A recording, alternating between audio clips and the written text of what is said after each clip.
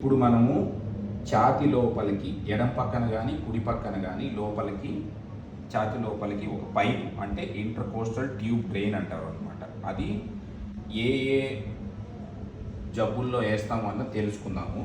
ఒకటి ఏంటంటే ఊపిరితిత్తుల్లో అంటే ఛాతి భాగంలో ఏమైనా చెడు గాలి చేరినా కానీ, అంటే ఊపిరితిత్తుల్లో గాలి ఉంటుంది మళ్ళీ ఛాతిలో చేరటం ఏంటని చెప్పి అనుకోవచ్చు. ఎట్లా అంటే ఎప్పుడన్నా ఛాతికి దెబ్బ తాకినప్పుడు అంటే ఏమవుతుందంటే ఈ పక్కటి ఎముకలు ఇరిగిపోయి ఊపిరితిత్తి గుచ్చుకొని ఊపిరితిత్తుల్లో ఉండాల్సిన గాలి వచ్చి ఊపిరితిత్తులకి ఒక పొర, ఛాతికి అంటే పక్కటి ఎముకలకు అంటుకొని ఒక పొర ఉంటుంది, మధ్యలో ఒక కొంచెం ఖాళీ ప్రదేశం ఉంటుంది అనమాట. ఆ ఖాళీ ప్రదేశంలో చేరుకోవటం వల్ల గుండె మీద ఒత్తిడి ఏర్పడి ప్రాణహాని అయ్యే అవకాశం ఉంటుంది. కాబట్టి ఆ గాలిని బయటికి తీసేయడం కోసం లోపలికి ఈ పైప్ వేస్తాము. ఇంకొకటి ఛాతిలో ఏమైనా రకరకాల జబ్బుల వల్ల ఏమైనా చీము చేరినా కానీ, నీరు చేరినా కానీ, ఏమన్నా లేదు అంటే క్యాన్సర్ వల్ల నీరు చేరుతుంది, అటువంటిది ఏమైనా చేరినా కానీ, లేదు అంటే ఛాతికి దెబ్బ తాగటం వల్ల కానీ, లేదంటే కొన్ని రకాల ఆపరేషన్లు చేసినప్పుడు ఏమైందంటే ఎడం పక్కన కానీ కుడి పక్కన కానీ ఛాతిలో రక్తం చేరే అవకాశం ఉంటుంది.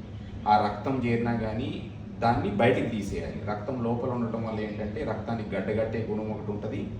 ఇంకొకటి మనకి ఛాతీలో రక్తం ఉండటం వల్ల చీములాగా మారే అవకాశం ఉంటుంది. ఇవన్నీ బయటికి తీసేయాలి. కాబట్టి తప్పకుండా ఈ పక్కటి ఎముకలకి ఒక పక్కటి ఎముకకి ఇంకొక పక్కటి ఎముకకి మధ్యలో ఖాళీ ప్రదేశం ఉంటుంది అనమాట. ఆ ఖాళీ ప్రదేశం లోపలికి ఎక్కడైతే వేయాల్సిన అవసరం ఉందో డాక్టర్లు చూసుకొని లోపలికి ఒక పైపు లాంటిది లోపలికి వేస్తారనమాట. లోపలికి వేస్తే ఛాతి లోపల ఉన్న చెడు గాలి కానీ, నీరు కానీ, చీము కానీ, రక్తం కానీ అది ఏమున్నా కానీ ఈ పైప్ ద్వారా ఇలా వచ్చేసి